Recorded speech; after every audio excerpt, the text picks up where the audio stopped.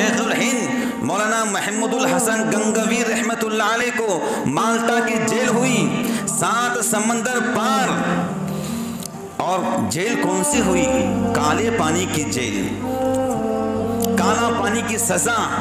जानते हो काला पानी किसे कहते हैं?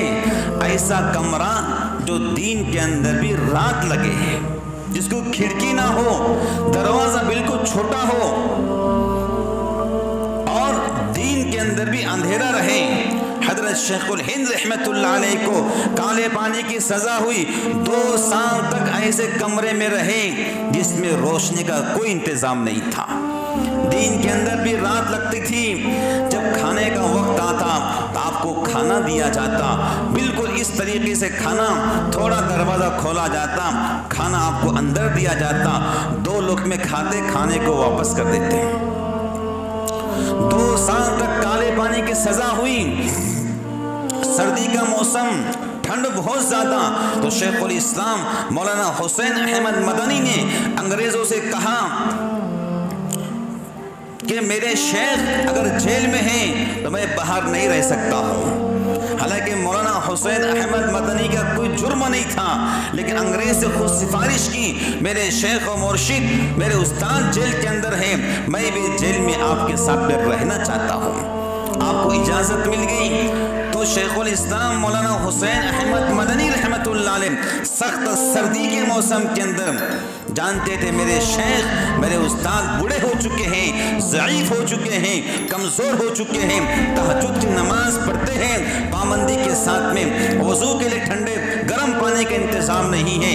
यह आपका शागिर्द रशीद रात भर कांच की बोतल में ठंडा पानी डालते, रात भर अपने पैर को खड़ा करते और यहाँ पर बोतल को रखते, कभी बगल के अंदर रखते, ताकि मेरे बदन की कुछ गर्मी बोतल में चले जाए और कुछ पानी बोतल का गर्म हो जाए। यह है उस्ताद की मोहब्बत। फिर क्या होता, तहज्जुद के वक्त में अपने शेख को वज़ू करवाते। एक दिन पूछ लिया, हुसैन अहमद ये पानी तुम थोड़ा गर्म कहाँ से लाते हो? तो राज खुल गया। उसी वक्त हाथ उठाए, अल्लाह तो हुसैन अहमद से दिन का काम ले ले। फिर अल्लाह ने उस्ताद की और शेख की दुआ ऐसे कबूल की कि उस्ताद रूहानी बाप होता है, उस्ताद शेखुल हिंद बना या रूहानी बेटा शेखुल इस्लाम बना। 2 साल तक काले पानी की सजा काटी।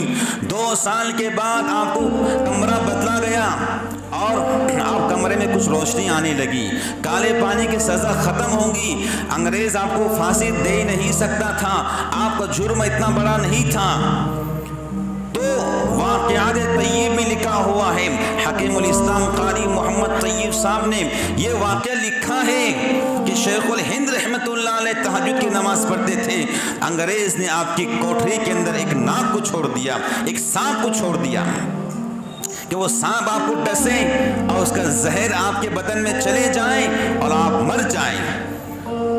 तहज्जुद के लिए कमरे में गए, कुछ रोशनी थी, तो शेखुल इस्लाम मौलाना हुसैन अहमद मदनी रहमतुल्लाह अलैह ने कहा, हजरत वो देखिए कोने में एक नाग बैठा हुआ है, सांप बैठा हुआ है। तो मौलाना महमूदुल हसन गंगवी रहमतुल्लाह अलैह ने कहा, वो भी अल्लाह की मखलूक है, हम भी अल्लाह की मखलूक है, वो अपना काम करेगा, हम अपना काम करेंगे।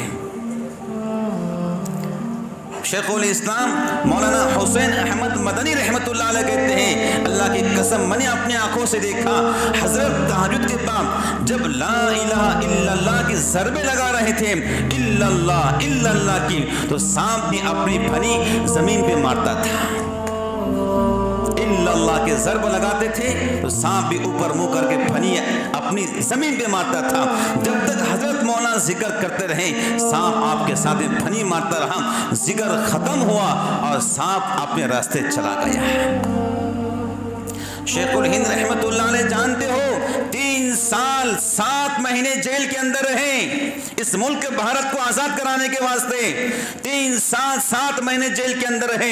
जब आपको आज़ादी मिली, बॉम्बे पर उतरने के बाद लोगों से मुलाकात हुई। लोगों ने कहा, शेखुल हिंद बहुत बड़े बूढ़े बन चुके हो, बहुत ज़ईफ़ हो चुके हो, बहुत कमज़ोर हो चुके हो, जाओ देवबंद, वहाँ घर बैठे अल्लाह अल्लाह करो, अल्लाह अल्लाह करवाओ। तो शेखुल हिंद रहमतुल्लाह अलैह ने कहा, जब तक मेरी सांस चलती रहेंगी, मैं सकरात के आलम के अंदर भी रहूंगा, अपने शागिर्दों से कहूंगा मुझे पलंग पे लिटाओ और चारपाई पे लिटाओ और मेरा दौरा पूरा मुल्क भारत करवाओ। जब तक मुल्क भारत आज़ाद नहीं होता है मुझे चैन और सुकून नहीं मिलेगा।